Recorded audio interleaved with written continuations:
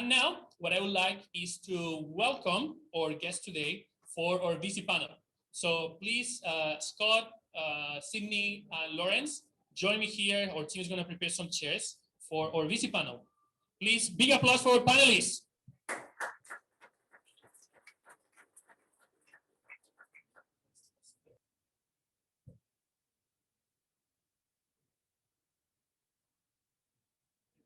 I'm going to start from my side here. So Sidney, can you please introduce yourself and introduce your fund? My name is Sidney Wen. I'm now, founding my own, capital firm called Alliance Equity Partners since 2 years ago, and we are basically doing very similar thing to SOSB, but the stage is different. We introduce a lot of technology in terms of the industrial technology and consumer IPs into China with our network in the China local partnership with our LPs and government relations here. And our stage is generally from early stage to quite late stage, including some of the deals we've already done is buyout deals for some consumer IPs. Thank you. Thanks, Scott. Thank you. Sidney, Scott, please. Hi, everyone. Firstly, thank you for inviting me to join here today. My name is Scott Chen. I work in much later stage professionally or on the day job. I was for the last 20 years was head of China for TPG. And then recently I've now leading Asia investments for Catterton, which is one of the largest consumer-focused private equity funds in the world. But I'm here in my capacity as the founder of Gracejoy Capital. Gracejoy Capital is a venture fund focused on backing entrepreneurs and startups who's looking to make an impact. I'm happy to define what an impact is, but that's who I am. We'll talk more about that later. Lawrence? Thank you. My name is Lawrence Yan. I was born in Taipei, raised in Canada, and moved to Shanghai in 2005. I started my own business first in 2010 in consumer packaging products, and been in VC for the past 10 years. Recently, I've been working with a group of family offices and corporate venture capitals across Asia, and we look for new ideas, new concepts, new technologies in sustainability and also consumer discretionary. Thank you very much. Thank you very much. Sidney, what are the areas? So we've seen a change. We've seen a change in the way people invest. But as everything starts to return to normal, as everything starts to return, the world opens up, new excuses are no longer an excuse, and everything is happening. What are the new trends that you're seeing in the first 6 months of the year? What are the new opportunities for investment? What are the sectors that you see more activity? Yeah, I think in brief, I would like to introduce one of our area, which is impact investing. So through the pandemic, we noticed there is some big topics for the human beings living on this planet. So we are right now focused on and also adapted to the new changes for the global supply chain, which is really related to what we eat, what we buy, and what we consuming. So for that purpose, we are establishing some of our portfolios related to food related, and also for some of the top-notch consumer IPs that we will introduce for the China customers here. Thank you. Yes, supply chain was definitely one of the areas that grew the most during the last year and a half in terms of investment, and food became a really relevant area. Scott, what have you seen in the last 6 months as the area with the most activity, the area where you see more opportunities, more investments happening? So similar to Sidney, you've also witnessed a COVID-led massive movement towards impact. So I think we all know some definition impact over the last 30, 50 years, thanks to more defined or more definition around ESG and CSR. We're seeing Fortune 500 companies, institutional investors really push this movement. But just give you some statistics here. In 2020, and use the two biggest markets in the world as benchmarks, US versus China, US GDP is roughly 1.5 times the size of China.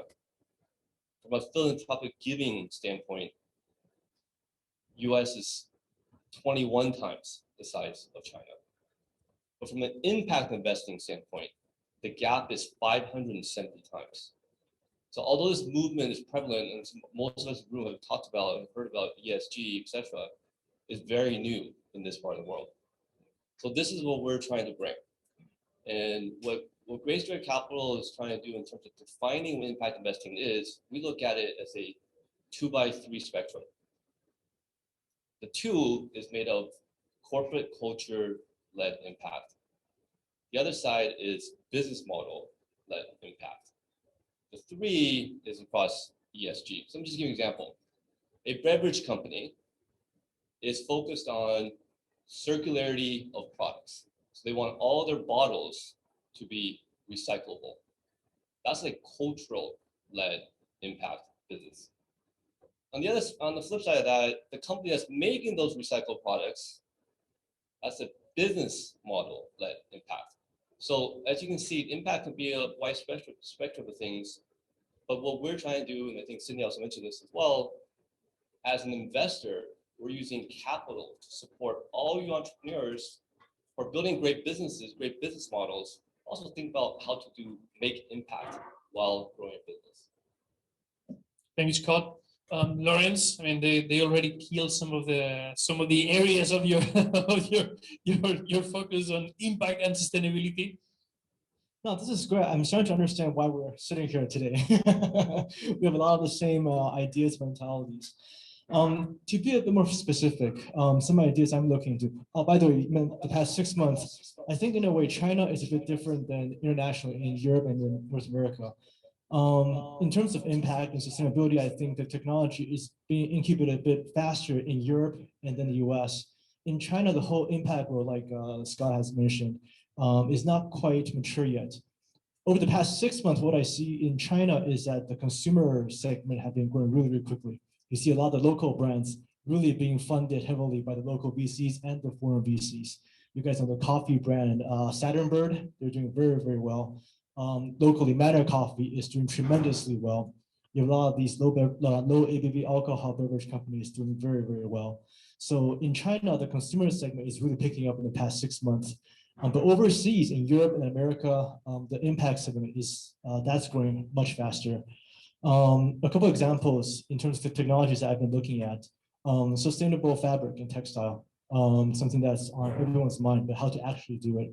So a very good friend of mine, also a family office in Taiwan, they've built brands and material that is sustainable and that's recyclable. Also, we have manufacturers in China who are looking for sustainable packaging because the European customers are looking to replace styrofoam completely. So we also have solutions to that. So these areas are really driven by overseas in Europe and North America. And I think these are our areas that we could discuss going forward as well. So my answer in 2 parts, Europe and North America, sustainability, circular economy, these are very, very hot. But in China, not so fast yet. We're going back to the fundamental of consumer brands for now. Thank you. Thank you, Lawrence. It's great that you brought out this very different angle of what's happening here, what's happening in other parts of the world. Because the next question I wanted to ask is, well, building companies is difficult when you're building companies internationally, but when travel is limited, expanding companies cross-border becomes even more complicated. So what trends, what type of businesses are you seeing picking up and having more progress in the cross-border space? From my view, I think it's the most attractive way to access the cross-border theme now is becoming more flexible.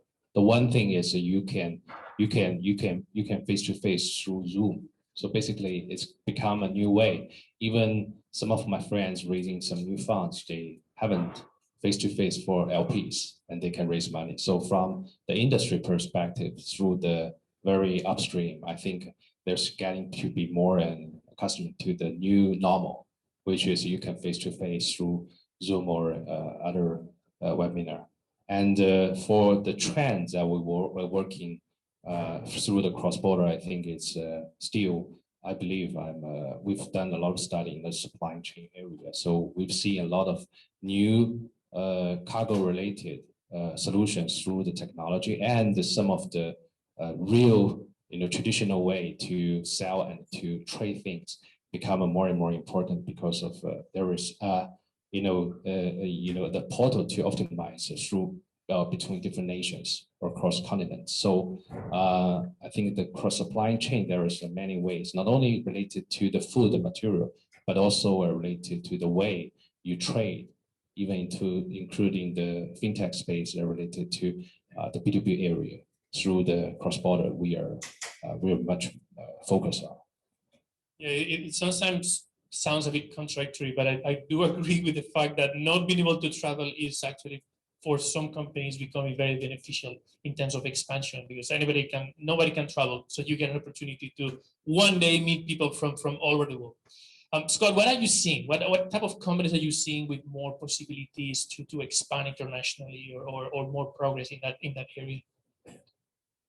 Yeah, and this is an area that I spent a lot of time thinking about because we are becoming more global. Sitting in China, I see the flows both ways. And I see kind of three big buckets. There's a cost arbitrage, there's a capital arbitrage, and there's an IP arbitrage. So on the cost side, I think you guys all know the company Shein as an example, basically leveraging the lower cost supply chain of China and taking that model into the US, into Amazon.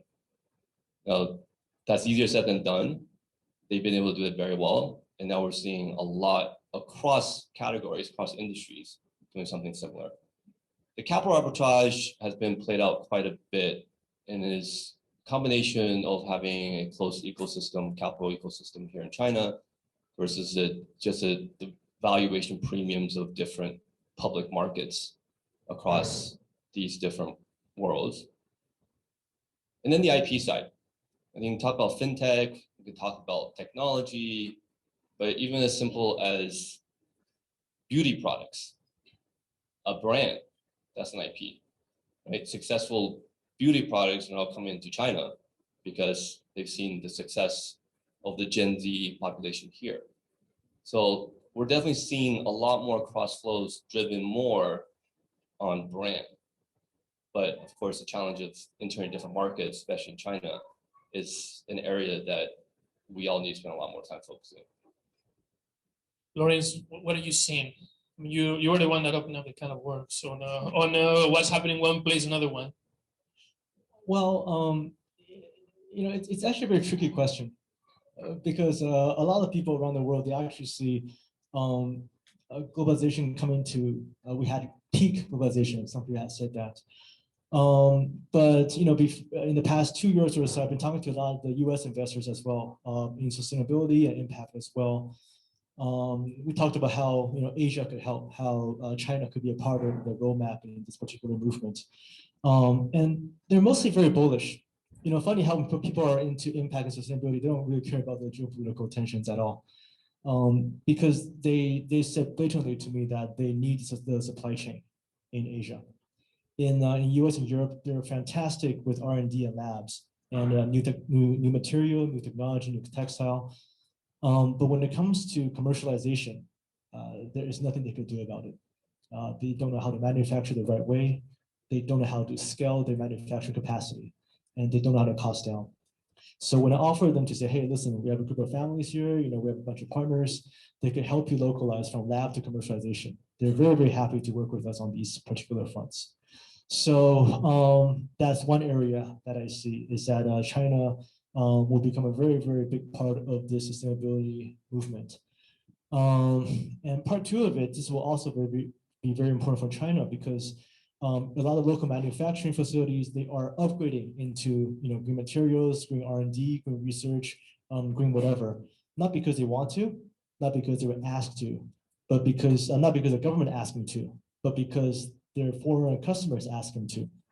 So recently we've seen a couple local companies manufacturing, for example, organic wood tiles, floor tiles, or organic materials.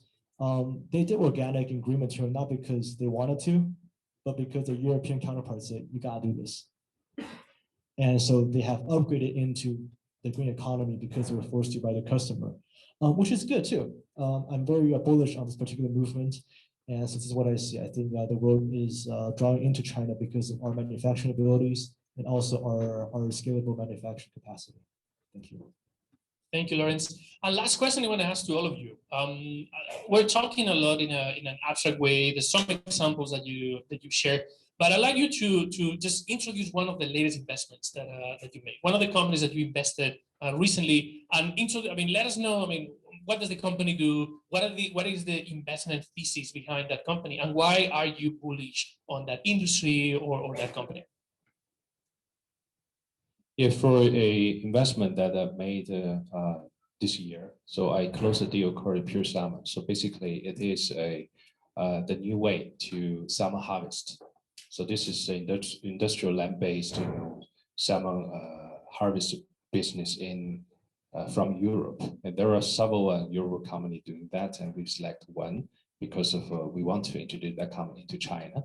And the way doing that is like Lawrence mentioned, is one is the manufacturing, the new manufacturing for food industry is evolving for new technologies, especially to digitize all the sensors, or the labels for different stages of processing. And secondly, for doing that, you need a scale. So the proven technology model, the business model for scaling, salmon harvest is really challenging. So that's why we want to give a try to this area, and also working with some governments on incubating that. The project is quite large scale. The phase 1 is in Jiangsu province, and we got a quite big land on that, and also invested with some of the national fund, global fund, with some different SPV models on that large scale investments. Thank you, Sidney. Scott?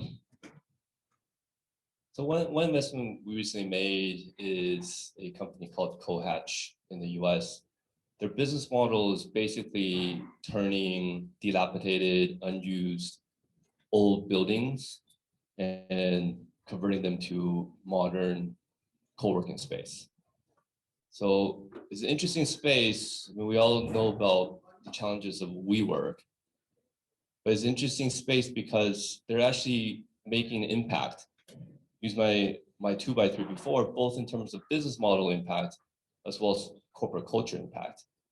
On the business model side, they're creating a new community. They're building something, I should say, is in very suburban rural America. So think, in the China context, tier 4, tier 5 cities. These are buildings that used to be, dance clubs, restaurants, gyms that have not been used for 20 years. They buy them relatively cheaply, refurbish them, and then create a community around them so that people around it can come, have social gatherings, have meals, screen movies together, etc. So you're actually creating a community. That's their business model. So it's a business model driven impact. But they're also leveraging out that space and supporting the true local communities in a couple of ways. One, they're giving local NGOs what they call scholarships, which they can use a space for free. So NGOs who never had access to premium buildings like this before can go there and hold meetings, raise capital, etc., and develop their business, leveraging this space of Cohatch. And secondly, they're creating a local marketplace. So they call it the anti-Amazon. It's as local as it gets. So it's helping small businesses within the community to sell products and services to each other. Right? That's a cultural driven impact. So we're excited about this business because as a business, we think it'll make money. It'll be a good investment for us because the cost arbitrage, find something very cheap, refurbishing it and be able to resell it at a much higher price, but also the overall impact on each and every location they have on that community is what's really exciting to us. Thank you, Scott. Lawrence? Thank you. I guess to stay on the same track, since we're in China, I'm going to share a couple of China investment I did early stage. because I said, I think in China, impact of sustainability isn't that mature yet. So I seeded these projects about 2 years ago. They're the consumer segment. One of them is a local street vendor brand called Qua Food. In 2 years, they grew from the first store into now they're about 500 franchisees across China. And they aim to grow to 1,000 stores in China this year. So and what's interesting to me is that they took a younger generation's approach and branding perspective, and really spoke to the post 90s, 95s, this generation. So they got some traction. They recently raised A++ at about a 7x valuation since 2 years ago. So that's kind of what I meant by a new wave of consumerism. And the reason why I like consumer is also because this never gets old. AI at some point down the road, it's going to get old. Website apps have got old. But in terms of consumerism, it will never go old. People always have to eat, but yet always have a new style, new preferences. So this is one area that I really enjoy. Another along the same line is a new low alcohol beverage cocktail ready to go. And we also raised around late last year at about a 10x valuation, and we're going to expand in China as well. So yeah, I really think this China consumers are going to find new preferences across the board. So that's one area that I've been going into. Thank you.